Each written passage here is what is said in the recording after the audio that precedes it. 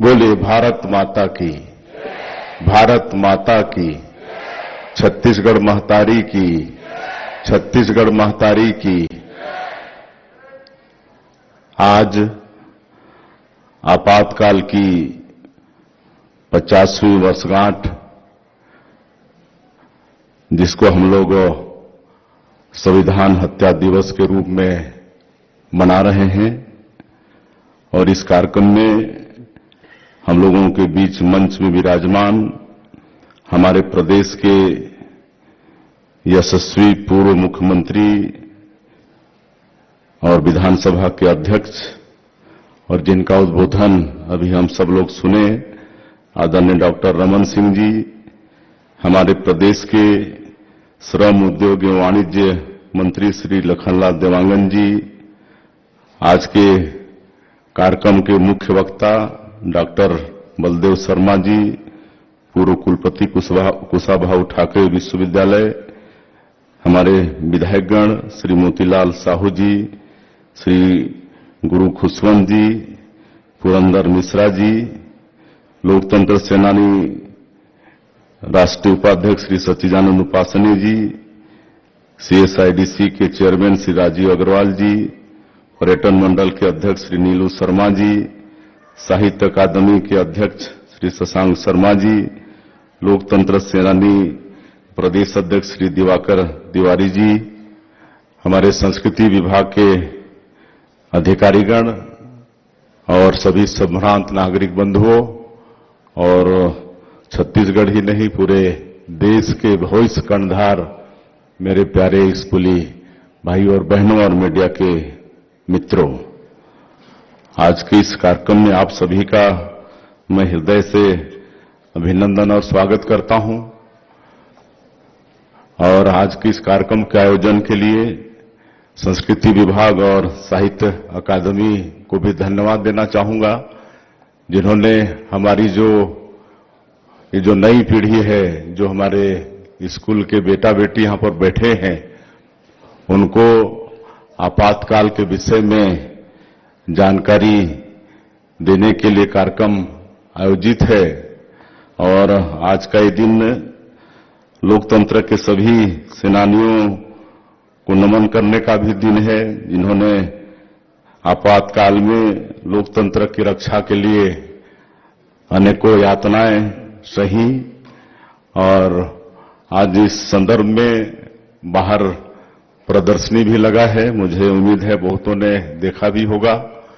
एक लघु फिल्म का भी यहां पर प्रदर्शन किया गया, और आज के हमारे जो मुख्य वक्ता डॉक्टर बलदेव शर्मा जी भी आपातकाल के विषय में विस्तार से बताए हैं। मैं समझता हूं आज के जो इस कार्यक्रम के मुख्य श्रोता हैं, हमारे स्कूल के बेटा बेटी, उनको समझ में आ गई होगी। क्यों? आप सब लोग समझ गए ना? कितने लोग समझे? हाथ उठाइए। सब बढ़िया फिल्म देखे ना? लघु फिल्म। हमारे मुख्य वक्ता को भी सुने, हमारे डॉक्टर साहब को भी सुने, तो आप लोगों को समझ में आ गई ना कि आपातकाल क्या है। तो मैं ज्यादा बोलूंगा नहीं, कहे कि आज के संदर्भ में सारी बातें आ गई हैं, और इस आपातकाल को हमारे परिवार ने भी झेला है। हमारे बड़े पिताजी स्वर्गीय श्री नरहरि प्रसाद साई जी 19 महीना वो भी जेल में रहे, और जब इमरजेंसी के बाद चुनाव हुआ तो रायगढ़ से सांसद भी चुने गए, और मोरारजी भाई देसाई की सरकार में केंद्रीय राज्य मंत्री भी थे, और बहुतों को भी हमने देखा है। आपातकाल में जो बंद थे, उनके घर में कैसी मजबूरी थी, चूल्हा नहीं जलता था, उनके बच्चों का भविष्य बर्बाद हुआ, ऐसे अनेकों परिवार को हमने देखा है। और जो संविधान हमारे देश का है, और पूरे दुनिया में हमारा ये देश सबसे बड़ा लोकतांत्रिक देश है, और जो संविधान हम सभी लोगों को समान रूप से जीने का अधिकार देता है, अपने विचारों को रखने की, अभिव्यक्ति करने की स्वतंत्रता देती है, वो सबको इमरजेंसी के दौरान छीना गया। मीडिया जो लोकतंत्र का चौथा स्तंभ होता है, उसमें भी सेंसरशिप लगा दिया गया है। सब सारी बातें हमारे पूर्व वक्ताओं से आप सब लोगों ने सुनी है, मैं उनको दोहराना नहीं चाहूंगा। बिल्कुल वो आज का ये दिवस 1975 का 25 जून वास्तव में काला दिवस था।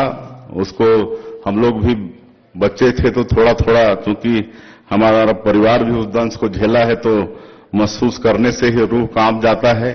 सामूहिक नसबंदी होते थे, जहां काम कर रहे होते थे वहां गाड़ी से उठाकर नसबंदी करा दिया जाता था। इतना कि कुंवारे लोगों का भी नसबंदी हो गया, और इससे बड़ा अत्याचार इस देश में क्या हो सकता है। एक तरह से शर्म की बात है। तो ये सब सारी बातें आ गई हैं, और हमारे देश में 1 लाख से ज्यादा लोग जेलों में भर दिए गए।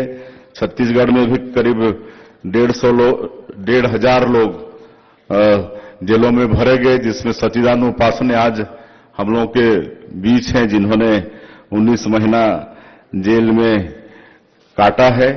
और हम लोगों ने जो हमारे छत्तीसगढ़ में परिवार है, करीब 207 परिवार हैं, और 128 परिवार जिनके आज उत्तराधिकारी हैं, उनको सम्मानित करने की दृष्टि से हमारे माननीय पूर्व मुख्यमंत्री 2008 में एक कार्यक्रम चलाए थे, उनको सम्मान निधि देने का। लेकिन बीच में जो सरकार आई थी उसको बंद कर दी थी। जब हम लोग फिर से सरकार में आए हैं तो उसको फिर से शुरू किए हैं।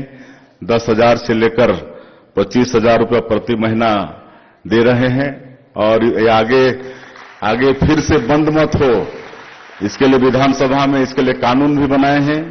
लोकतंत्र सेनानी सम्मान विधेयक 2025 विधानसभा में कानून भी हम लोग पास करा दिए। अब कोई भी सरकार आएगी तो इसको बंद नहीं कर पाएगी। और जो 5 साल का नहीं मिला था हमारे लोकतंत्र सेनानियों को, उनको एक मुश्त देने का काम भी हमारी सरकार ने किया। तो इस तरह से एक सम्मान करने का काम हम लोग ने किया है। और इस साल के बजट में भी हम लोग 42 करोड़ रुपया उसके लिए प्रावधान किए हैं। तो अंत में हम फिर से ऐसे लोकतंत्र सेनानी जो इस अभी हैं और नहीं भी हैं, सबको नमन करते हुए, और फिर हमारे जो बेटा बेटी हैं जिनके लिए विशेषकर आज का एक कार्यक्रम रखा गया था, आप लोग पूरे लगन से फिल्म भी देखे हैं, हमारे वक्ताओं को भी सुने हैं। बिल्कुल मन में उसको बैठा लीजिए।